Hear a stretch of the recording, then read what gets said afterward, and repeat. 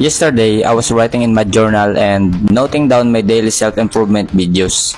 Napansin ko sa latest post ko na mali yung naka-highlight na thumbnail.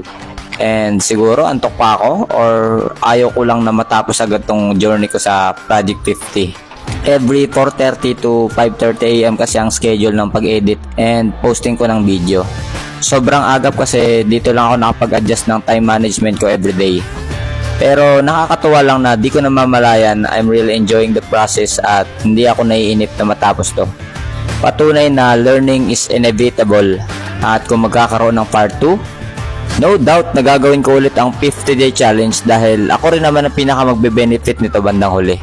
So ayun, dahil sa pagjo-journal ko, naliwanagan ako na mali pala ang naka-thumbnail. Kaya inayos ko siya, kaso naglo-loading pa.